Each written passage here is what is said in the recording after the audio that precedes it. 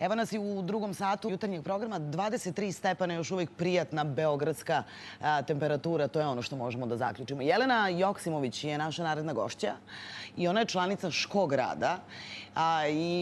Zapravo i Ško zdravo i uvek tu negde postoji to Ško pre nego što vam se čitav ovaj tim obrati. Za to postoje opravdani razlozi na ovom projektu o kojem ćemo sada pričati. Oni zaista dugo rade, u pitanju i međunarodna saradnja. A evo kako od jednog uslovno rečeno školskog dvorišta na obodu grada, konkretno na Ledinama, može da se napravi jedan dobar hub, kako se to sada savremeno kaže, odnosno odatle može da krene dobra ideja kada su mali ljudi Beograda u pitanju. Da li je to baš tako kako smo mi sad zamislili ili je nešto potpuno drugačije, to će nam Jelena reći ovoga jutra. Dobro jutro, hvala ti što si tu. Dobro šćutro. Dobro šćutro.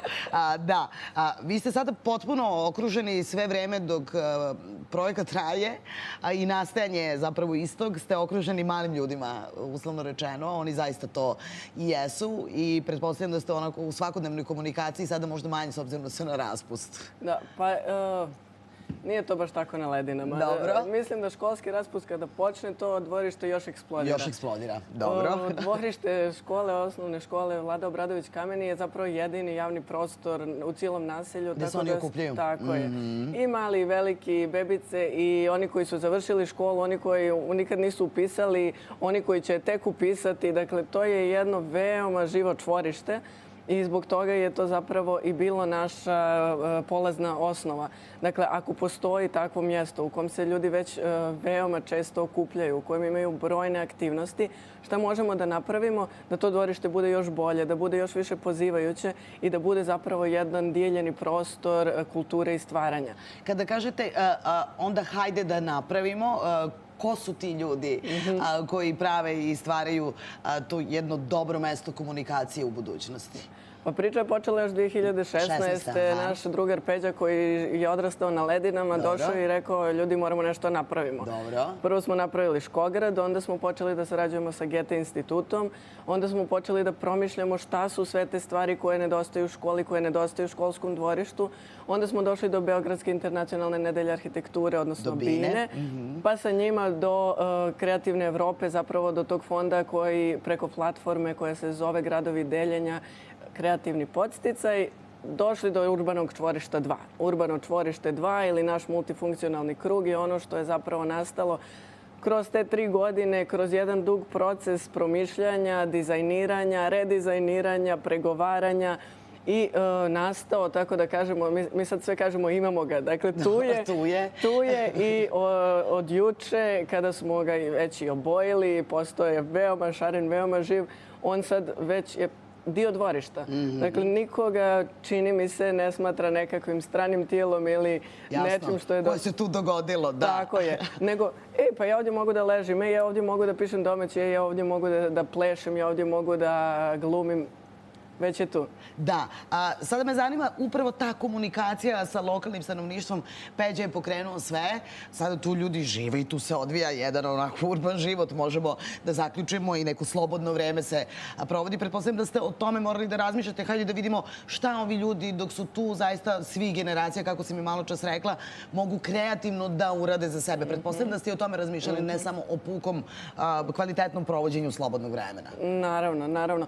Pa sve je krenulo zapravo od ideje otvorene učionice. Dakle, da škola ima još jedan prostor u kojem mogu da se održavaju časovi, priredbe, da, to je ono kao čas u prirodi što smo mi nekad imali kad smo bili klinci. Da, tako je. Na otvorenom. Na otvorenom, ali zapravo na otvorenom vi možete raditi i matematiku, možete raditi i likovno, možete raditi biologiju, možete raditi prijem prvaka, možete obilježiti dan škole. Dakle, to je prostor koji apsolutno može da ugosti najrazličitije aktivnosti.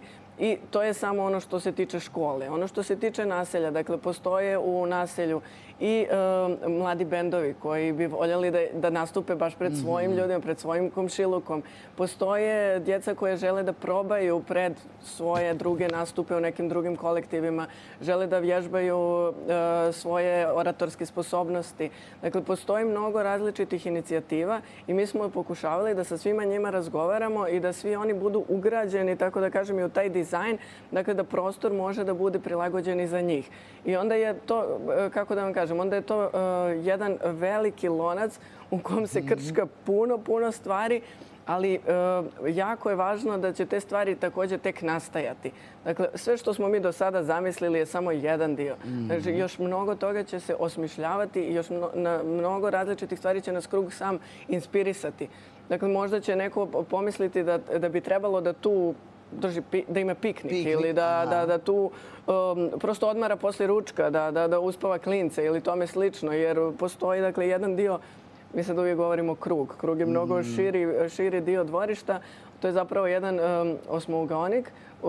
Na jednom ćošku postoji mreža penjalica za jedno drvo, na kom je opet jedno gnijezdo na kom su već prvi stanari. Divno. Tako da je to sve atmosfera koja može i različite stvari možda u isto vrijeme da ugosti. Upravo tako. Sad, ono što bi mi naravno sada gledamo fotografije iz ovog kruga, čvorišta, dvorišta. Zanima me sad ko je to sve, osim Peđe, tebe, koji su to sve kreativci i ljudi koji su sve vreme prisutni i koji zapravo su dobili, hajde da kažemo uslovno rečeno, ovu priču, naravno, pored svih ovih timova koji su vas podržali u ovoj priči, ali to ko je, znaš, ono kao ideja i realizacija. Pa u timu Škograd najviše ima ljudi koji su vršili arhitekturu, urbanizam, zatim nas koji smo iz pedagoško-psiholoških disciplina, koji se bavimo obrazovanjem. Zatim ima dosta umjetnika, vizualnih umjetnika. Radili smo i sa ljudima koji se bave plesom, performansom i oni su postali dio tima poslije toga. Ima dosta majstora, dakle onih ljudi koji na samom terenu mogu da vam naprave šta god pomislite. I važno je da, pošto smo od 2016. u stalnoj nekoj komunikaciji sa školom i sa naseljem, važno je da su neka djeca koje su počela sa nama, koje su sada završila školu, postala dio Škograda. Tako da imamo Dijanu koja će nastupiti večeras na zatvaranju, odnosno otvaranju, i koja svira gitaru, koja je sjajna u fotografisanju. Imamo njenu drugaricu Mervetu koja također veoma promišljeno razmišlja o prostoru i koja nam je pomogla kako da sistematizujemo sve podatke koje smo dobili o dvorištu i o školi. I tako još puno ljudi koji su u naselju, koji dolaze sa strane, koji možda samo su ponekad u Beogradu, ali su veoma posvećeni ideji Škograda. Kada smo počeli cijelu priču i kada smo ušli u projekat Gradovi dijeljenja, CZKU, jedna organizacija iz Berlina, vidjela je da dio svog projekta može da uradi upravo ovdje sa nama na Ledinama, a ne tamo gdje su inače bazirani.